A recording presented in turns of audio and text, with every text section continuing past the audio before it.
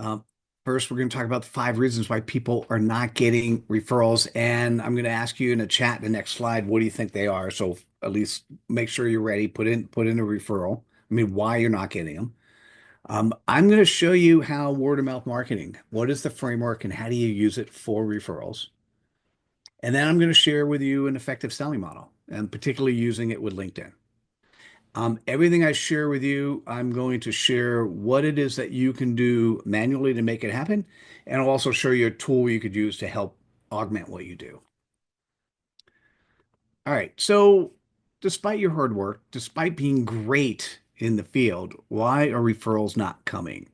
Can you throw in the chat why you think referrals are not coming your way? Or one thing you think is missing? Melanie, by the way, you hit the nail on the head. That's one of the most important ones is you didn't ask.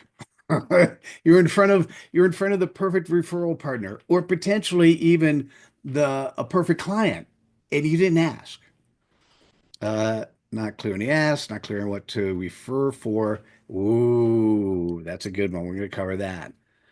Um, we don't help them make it easy. Yeah, yeah, exactly.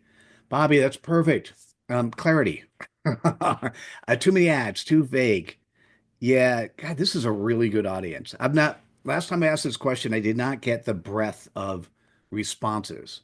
So let me share with you what I've articulated and observed as the top 5. But they could be changed. So let me know if I should change any of them. But probably the most important is your referral partners, the people who actually love you. They don't really know what you're doing or they forgot. Right? So that means you haven't had clarity, had to make it easy, and you hadn't talked to them in a couple weeks, so they forgot who you were. Not necessarily in a bad thing. It's just like there's so much stuff going on. Um, One of the things that most people won't tell you is they're embarrassed to share you. Either your website or your LinkedIn profile sucks, and it's just not one of those things they get excited about. Many people said number 3, you didn't ask. One of the things that's interesting is you don't know how to sell yourself. And what I'm going to say is, it's never about selling you because you don't need to. You just need to show up with clarity and people will ask you. And 5, you're not a good networker. If you're here, by the way, you have by definition overcome some of the problems. You're really showing yourself in a public space to others, right? So these are what I observed. What I'm going to say is to be able to overcome all of those, you need 3 things. Simple 3 things. You need clarity, you need credibility, and you need to continue, and this is most likely for the rest of your life, on consistent community building. The fact that you're here in this community is great. The fact that, Bobby, you mentioned that there are people in the community you've already partnered with to do things and experiment, that's perfect. That's community building. Right? That's the stuff you should be doing. So I'm going to walk you through those 3. Starting with clarity, what I'm going to say is clarity really does enable word of mouth marketing. It is a way in which it becomes easy for you to have a compass for yourself, and it's easy for you to be able to share with others. One of the problems we have as professional service providers is a new prospect comes by and they say, do you do this? And you say, yes. And then they say, do you do that? Oh, yeah, I could do that. And do this other thing. And you go, yeah, I do that. And like the broader you get, the more things you do, the less things people remember you for. So this is what we've been taught. We've been taught wrong. We've been taught to cast a really big net. And one of the things you'll notice is the bigger net you cast, the much easier it is for those clients to swim right through it and not remember who you are. What we often don't do is we don't show ourselves. We don't show who we really are. We don't show the servant leaders that we really are. And by doing all of that, we really do make ourselves unforgettable. So I have a secret formula. It is a secret formula you can apply for clarity.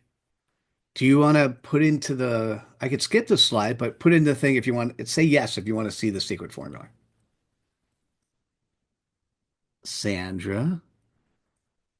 Yeah, thank you. Yuppas. Oh, I've never seen that before. Obviously, yes. Um, I guess I could skip over it, but I never would.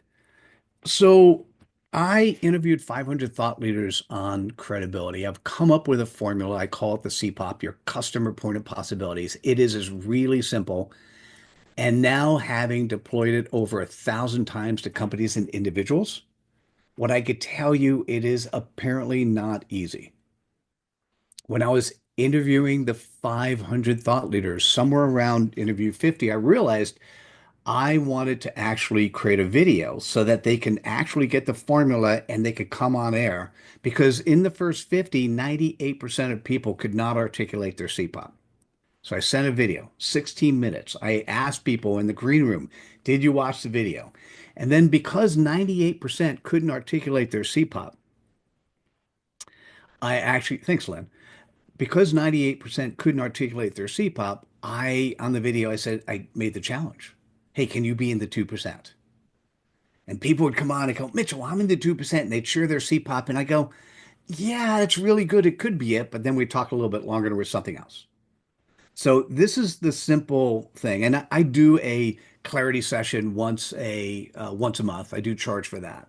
Um, what I'm going to say is it's who you serve, one, two, or three words. And then from your prospect, your customer perspective, what is the pain point or what is the pleasure point they want to reach? So I'll share two which I use for myself, and then I'll keep moving on, and we'll apply this in other places. The one I use for my executive coaching business is, and it's 9 words: Inc. 5,000 CEOs leading the future with executive abundance. Now, what's really cool about having something you could articulate in less than, 1, 2, or 3 seconds is if the person listening to me is either a referral partner or a prospect, they're going to say, Mitchell, what's executive abundance? If they don't ask, it means they don't care about the playground I play in. It doesn't mean they don't care about me. And then what I'll do is I'll talk about executive abundance. Let me give you another one that's more relevant to this particular audience, and that is business leaders. By the way, you're all business leaders pursuing abundance with LinkedIn. The most obvious question, Mitchell, what is pursuing abundance? Well, having been involved, seen at least a couple 100,000 LinkedIn profiles and how people use LinkedIn effectively, what I do when I work with people is I have them apply the 20% of functionality that'll deliver 80% of value. Notice the concept, the CPOP, that clarity is my compass.